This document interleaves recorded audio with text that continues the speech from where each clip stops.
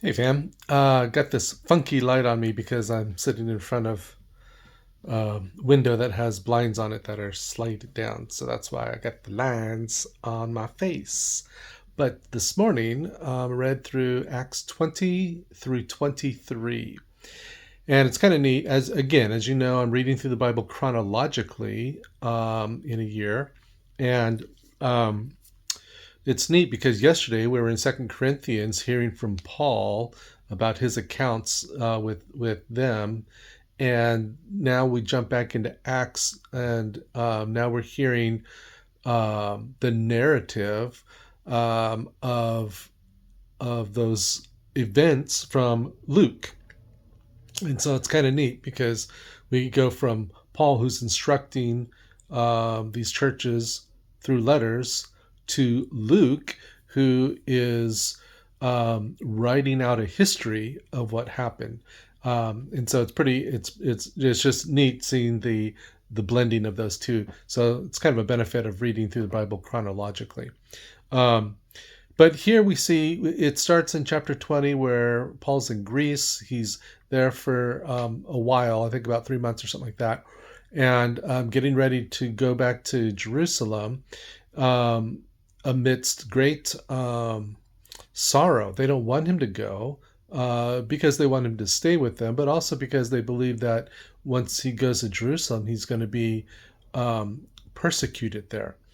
And so, there's kind of the neat story in 20 and 21, I think, where they kind of pull an all-nighter, right? Paul gives this long message. A guy falls asleep and falls 3 stories down to his death. Paul goes and brings him back to life. They continue their all-nighter, and then they have breakfast in the morning, and Paul ends up leaving.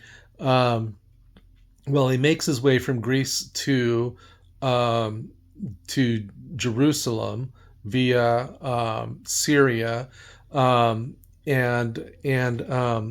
when he goes to the temple, he starts teaching, and the Jews there believe that, or they accuse him of teaching against the law and bringing Gentiles in the temple, and so they make this plot about how to kill him. And what struck me is that, and then the story goes on in 22 and 23, where he's taken to the governors and is beginning to give his testimony, and then in 24, we'll pick up tomorrow, his testimony begins. But what struck me is that we see obviously that Jesus, there's a plot against him. He's killed for these same accusations, right? Um, and then what happens immediately after that in Acts? Well, that happens to Stephen, and then it happens to Peter, and now it's happening to Paul. And what struck me is that as a faithful believer living in the times that we are currently living, a post Christian time, anti Christian time, um, that we should expect that this sort of persecution will happen to us too. And so, are you A, living a faithful life that is worthy of such persecution? And secondly, are you prepared in your own heart by living a faithful life for such persecution?